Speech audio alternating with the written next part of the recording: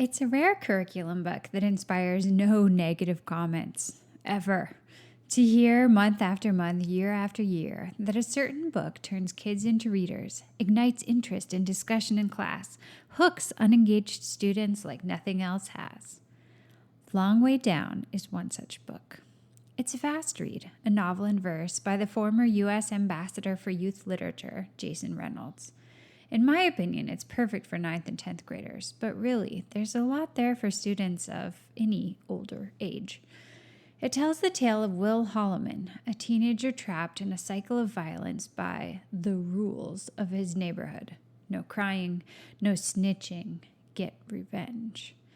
He's watched every man in his life fall to gun violence because of the rules, and now that his brother's been killed, the rules are set to snare him. Until he steps onto a very unexpected elevator ride. In today's episode of Plan My Lesson, we'll be planning a class period focused on the dialogue between Long Way Down, the novel in verse, and Long Way Down, the graphic novel. This week's request comes from an educator teaching a new graphic narratives course, which, by the way, sounds amazing. This educator would like help crafting a lesson that guides students in comparing the two texts side by side. So that's what we're going to do. Whether you teach a version of Long Way Down, a different text that's been translated into a graphic novel, any other graphic novel, or even none of the above, I think you'll find new ideas for your lesson planning today. After we walk through the lesson itself, we'll be talking about helpful takeaways from designing this lesson that you can apply to designing any lesson. So be sure to stay tuned to the end. Oh, and by the way, you can grab all the curriculum I'll be sharing about today as a free download through the link in the show notes. Ready to dive in? Let's do this. Welcome to the Spark Creativity Teacher Podcast, a podcast for English teachers looking for more. More creativity, more engagement, more joy, and no more scripted curriculum, lesson planning ruts, or boring book lists. I'm Betsy Potash, and I'm honored you're trusting me to help. You're not alone on this creative journey anymore. For today's lesson, we're focused on the beginning of both versions of the text Long Way Down, both the novel in verse and the graphic novel. You can integrate at least part of this Long Way Down lesson into a Long Way Down unit, whether or not you have any copies of the graphic novel. You could also integrate it with any lesson on the language and choices of graphic novels in general, even if you're not teaching Long Way Down specifically. So the very first step, first things first, start by having your agenda up before students walk into the room. Answer their questions about what they're going to be doing today before they even ask them with a clear list of the activities that you're going to be doing and the amount of time each will take. I have already created this for you in today's curriculum pack if you decide to grab it free. To build connection and start to hook students' interest for the lesson, project a this or that slide as your attendance question, featuring 2 different examples of street art, and invite students to let you know which image they find more striking when you call their name. So for example, Betsy, and then instead of saying here, I would say the painting on the brick wall. I've created this slide for you, but in your classroom, if you prefer, you could grab images of really cool street art from your city or street art from famous artists like Shepard Fairey or Banksy that I can't use for copyright reasons, but you can. All right, once you've got your attendance slide up and your students have all settled in their seats, they've answered your question, then you can move on to the beginning of the real lesson. Now, as we get into the lesson, our first goal is to give students a vocabulary for talking about graphic novels. They need to know about things like panels, captions, frames, gutters, close-ups, bubbles, bleeds, splashes, and layout. This is something I've gone really deep on, both in Camp Creative a couple summers ago when we focused on graphic novels and in the Lighthouse. I've created infographics, vocabulary cards, slide decks, and activities for teaching this language, and I find it really fascinating. Now, I adapted one of those infographics for this lesson, and it showcases key terms with an infographic that kind of matches the mood of Long Way Down. It's got a ghostly feel. It's mostly in black and white, and it explains key terms. So you're going to want to pass this infographic out to your students and give them time to look at it for a few minutes. Narrow in on one of the terms in particular, and that is the idea of a bleed. Now, if you don't know what a bleed is, totally understandable. A bleed is an illustration in a graphic novel that doesn't have an enclosing frame. So if you picture like a comic strip in your head, it's got like little panels, right, with black frames around them. The bleed busts out of that traditional square or rectangular or circular form, and it just spills out all over the page.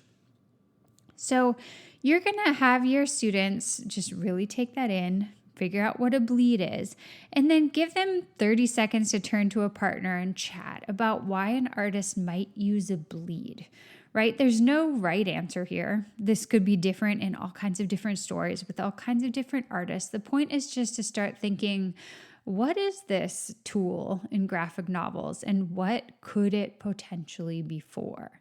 Maybe call on a couple of pairs to share their theories about why an artist might use a bleed. Now, next, you're going to pass out this handout that I've created called In Search of Bleeds. You want to let them know that you're going to be playing the trailer for the graphic novel version of Long Way Down, and you want them to tally up all the bleeds they see as they listen to Jason Reynolds reading the opening of the book and see the graphic artist Danica Novgorodov's pages at the same time. So this video that you're going to queue up is really cool. It's the trailer for Long Way Down, the graphic novel, and you can hear Jason Reynolds' voice reading maybe like the first 15 or 20 pages while there's this kind of slow pan across the illustrations. And spoiler alert, my friend, your students are going to see a lot of bleeds.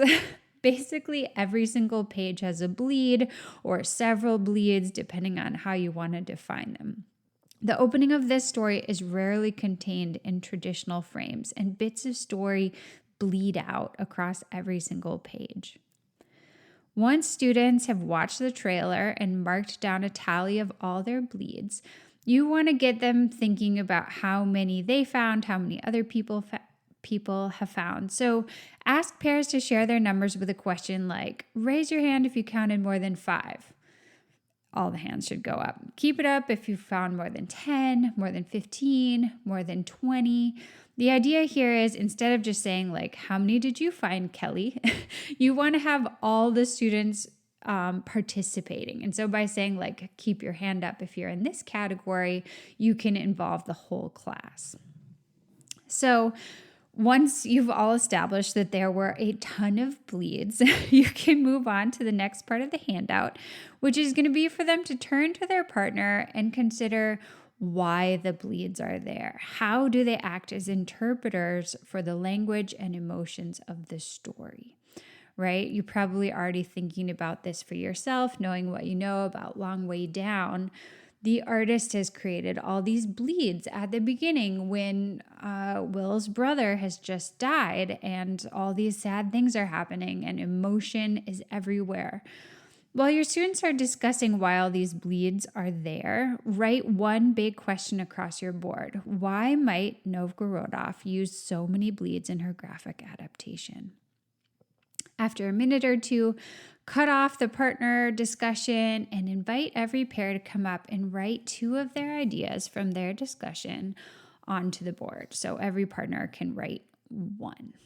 If you have a really big class, you might want to make room available on a second board if you have a second board, just so everybody can kind of squish in there and write something down.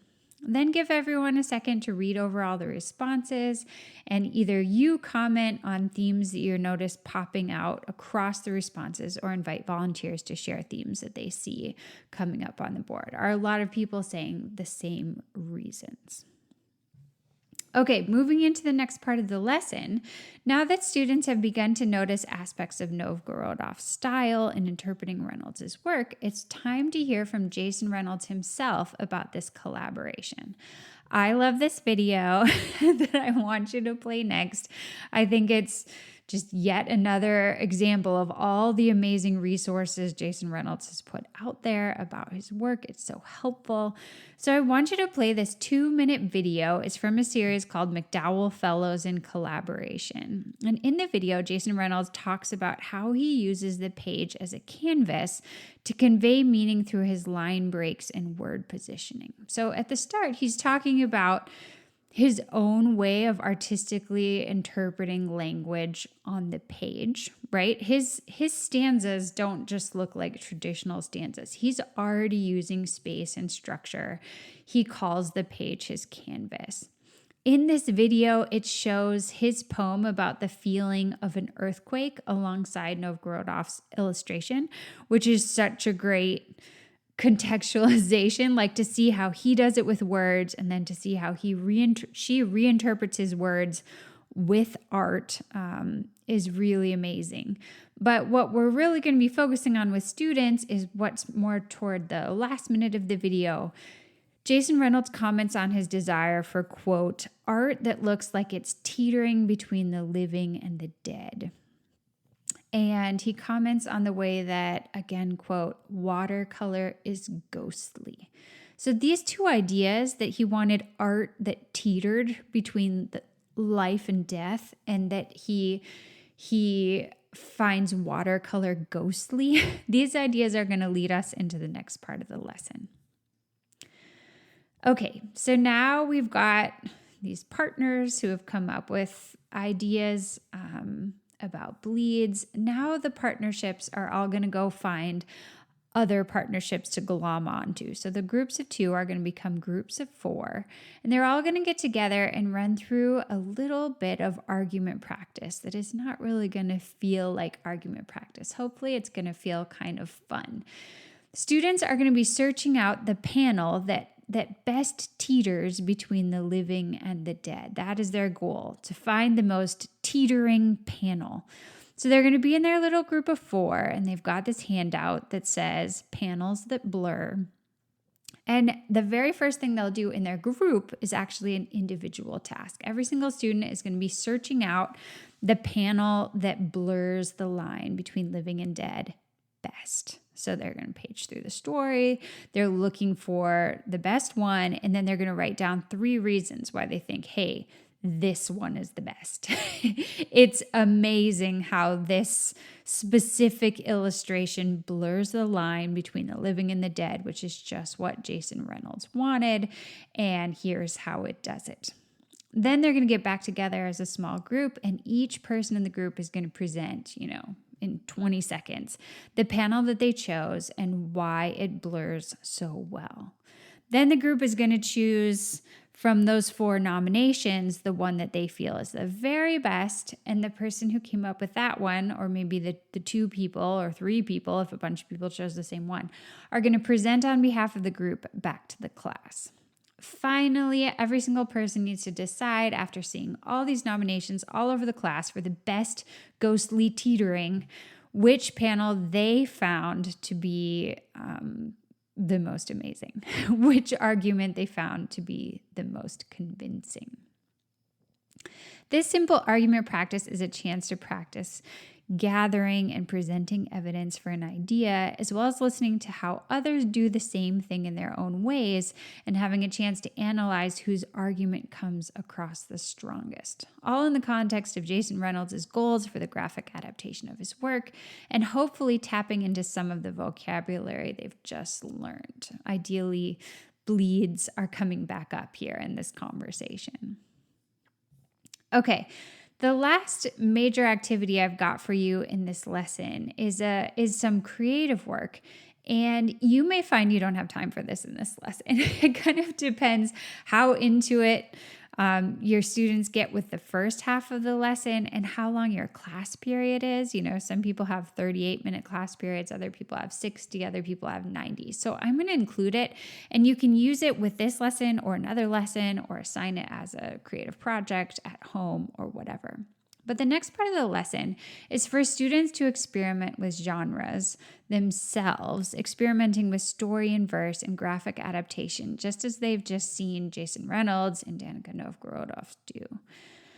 So, this creative activity gives students a chance to write an extremely short piece about a ghostly interaction, kind of just like a flash fiction, just one quick paragraph, then adapt it into verse, then adapt it into canvas-like verse, like Jason Reynolds, and then adapt it into a graphic representation of verse, like Danica Novgorodov.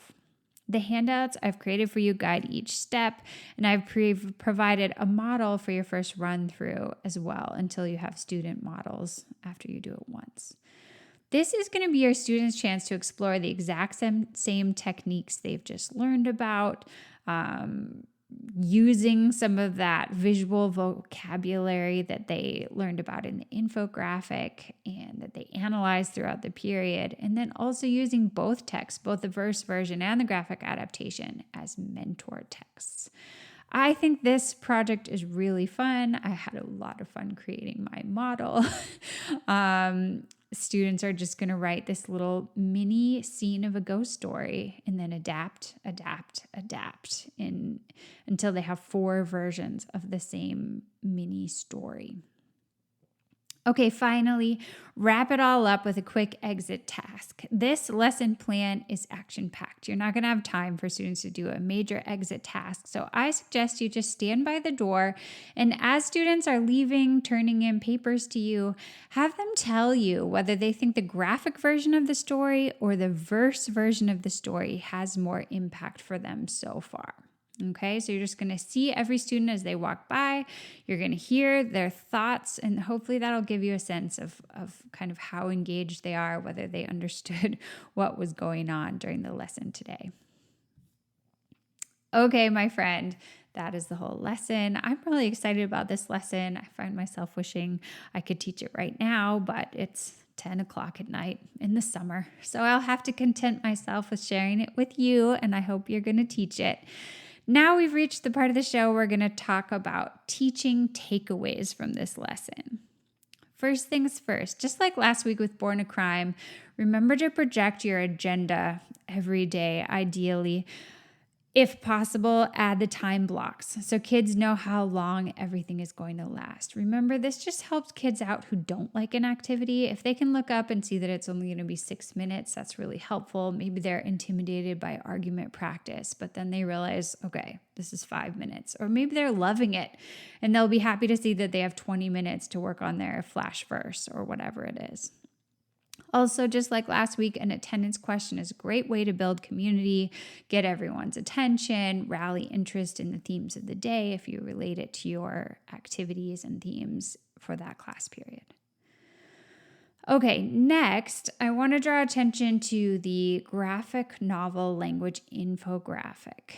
And I want you to remember that whenever you can, it helps to make the invisible visible. So in this case, that's the language of graphic novels that might seem like something students would already know. It could be easy to assume that students know a fair amount about graphic novels and that things like bubbles and panels are self-explanatory. But by sharing the vocabulary of the genre, you help everyone get on the same page and make sure that all students can speak the language of the text they're exploring. This can apply to like a quick review of terms for almost everything. It can apply to vocabulary words from a text that you're going to be studying. When you can put some of those basics out in front of the lesson and just give everybody a resource that they can return to throughout the lesson, you're just helping create that little scaffold for anybody who needs it. And it's a review for everybody, which is helpful. In this lesson, I've created a lot of really step-by-step handouts, which is something to consider. You can always project questions and activities. What I kind of like about creating step-by-step handouts is that I and the students can just really walk through them. There's a very clear guide for what to do. Okay, you did this. Now you do this. Okay, you did that. Now you do that, right? It's very simple to stay on track when you have a step-by-step guide in front of you. Okay, another thing I wanted to comment on is the video resources in this lesson, because I have been amazed over the last year at how many wonderful interviews and read alouds I've found by Jason Reynolds online. He happens to be an author, as you know, that I love and that I've dug into a lot online, but this could apply out for a lot of contemporary authors, contemporary poets, novelists, graphic artists.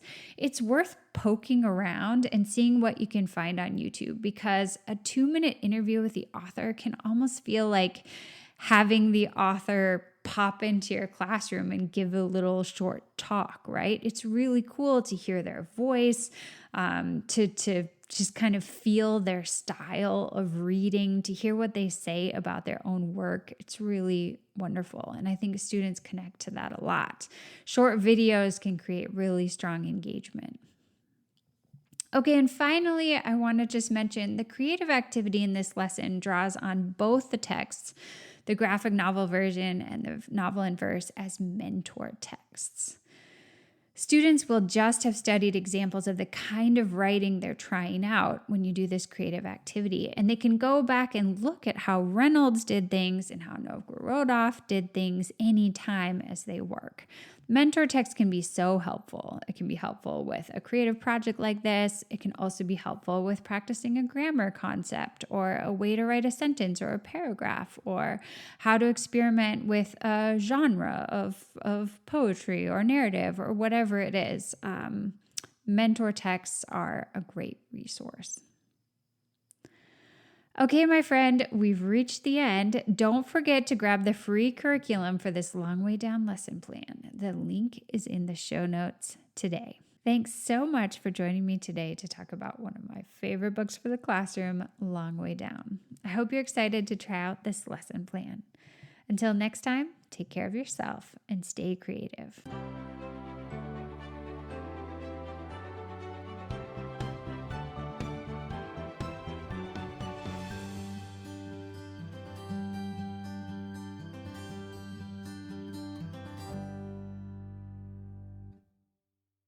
You know, there's help for when you need print and go creativity for your classroom. There's help when you feel like all you have time to do is dash off comprehension questions, and that's just not the way you want to teach.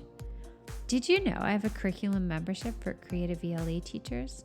It's like the assistant you've always wished for, the curriculum you need, ready to adapt to your specific classroom. This is my 5th year running the Lighthouse, and I've learned so much from the 2,000 plus teachers who have joined me there, and it just keeps getting better. If you're a secondary ELA teacher looking for more creativity in class without your work bag following you around like a shadow, and you want a creative community that gets it, gets what you go through every day, the Lighthouse is waiting for you. This is the program where you get immediate access to curriculum across more than 30 themes, like podcasting, one-pagers, argument, choice reading, book clubs, poetry, and short stories. This is the program where you get a sub-plan library you can lean on anytime you need a day, for any reason. This is the program where you'll find a creative community waiting to cheer your wins and share fresh ideas day after day. This is the program where you'll find on-demand video workshops from leaders across our field, like Penny Kittle and John Spencer. This is the program where I share everything I create. This is the program where we go all in. Are you ready to explore how the Lighthouse can transform your teaching? Make sure you're signed up for my weekly creative teaching emails so you'll get your invitation the next time the doors open.